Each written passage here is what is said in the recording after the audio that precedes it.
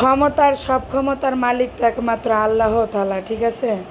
আমরা যতই নিজেকে ক্ষমতাশালী মনে করি, যত ক্ষমতাই হোক, আল্লাহ যদি না চায় সে কখনোই ক্ষমতাশালী হতে পারে না।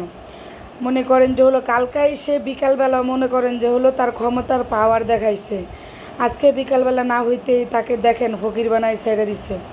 আল্লাহ চাইলে কি না কি করতে পারে, সেজন্য কারো প্রতি অত্যাচার জুলুম করতে নাই, সেটা ঘরের লোক হোক আর সেটা বাহিরের লোক হোক। হাই, আসসালামু আলাইকুম, সবাই কেমন আছেন? আশা করি সবাই ভালো আছেন। আলহামদুলিল্লাহ, আমি তো ভালো আছি। আমার গলাটা মাঝে মধ্যে প্রায় সময় এরকম হয়ে যায়, বুঝি না কী কারণে। তো আমি অসুস্থ, বেশি একটা ভালো না, ঠান্ডার অনেক সমস্যা। তো মনে করেন যে হলো আমরা 5 তারিখে যে গণভবনের দিকে গেছিলাম মিছিলে, আমার বাসার সামনে থেকেই পুরো রাস্তা আমরা হেঁটে হেঁটে অর্ধেক রাস্তা গেছি, আর বাকি রাস্তা রিস্কায় উঠে গেছি, কারণ আর হাঁটতে পারতেছিলাম না, পুরো ক্লান্ত হয়ে গেছিলাম। তো এই যে দেখেন রাস্তার কি অবস্থা। 71-এর স্বাধীনতা আমরা দেখি নাই, যুদ্ধও দেখি নাই, স্বাধীনতাও দেখি নাই, কিন্তু 24 সালে মনে করেন যে যুদ্ধও দেখছি, স্বাধীনতা দেখছি। মানুষের যে কি প্রশান্তি, মনের ভিতরে কি বলবো, এই স্বাধীনতা যেন সবার মনে মনে মন ছুঁয়ে গেছে, সবার হৃদয় ছুঁয়ে গেছে। এই স্বাধীনতা এক ধরনের প্রশান্তি হইতেছিল মনের ভিতরে, কি বলবো বলেন।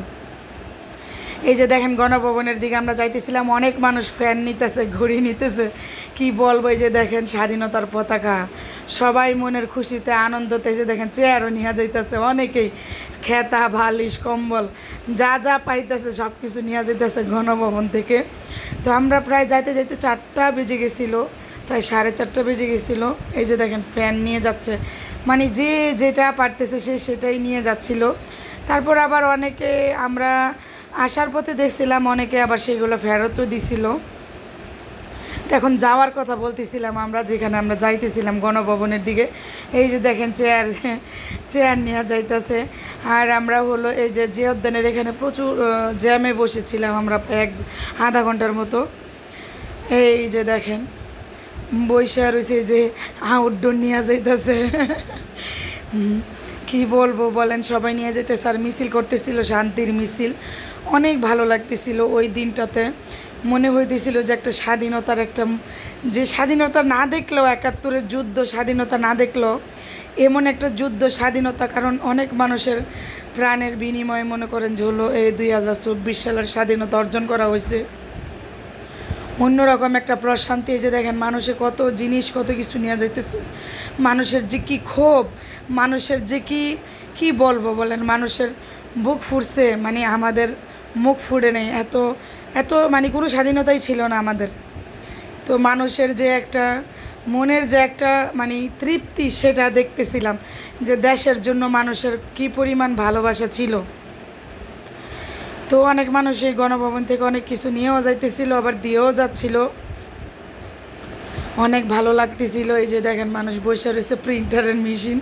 তো আমরা উঠার কোনো পাইতেছিলাম না দেখে, গেট খুঁজে পাচ্ছিলাম না দেখে আমরা অন্য দিক দিয়ে ঢুকছি। তো এটা গণভবনের একটা রাস্তা, আলাদা একটা রাস্তা, এখানেও কার্যক্রম হয়। এটা অফিস ছিল মূলত, আমরা এখানে ঢুকি কারণ আমরা তো চিনি না অনেক কিছুই, মানে বিশাল বড় একটা এরিয়া জুড়ে গণভবন এলাকা। দেখেন কিভাবে ভেঙে চুরে অবস্থা, মানে হলো মানুষের যে একটা কষ্ট ছিল সেটা মনে হয় বের হয়েছে। অনেক ভালো লাগতেছিল, একজনের চেয়ারে বসে রয়েছিল আর সবাইকে দেখাইতেছিল। আমি বলতেছিলাম যে ভাই আপনাকে হ্যাপি লাগতেছে, ভাইয়া বলতেছিল আপু শান্তি লাগতেছে, শান্তি লাগতেছে। তো আমরা গণভবনের ভিতরে ঢুকে যাই, ওখানে মনে করেন যে অনেক ধরনের সবজি চাষ করা হইতো, একদম অর্গানিক খাবার। আমাদের প্রধানমন্ত্রী শেখ হাসিনা অর্গানিক খাবার খেতেন, সব চাষ করে খেতেন।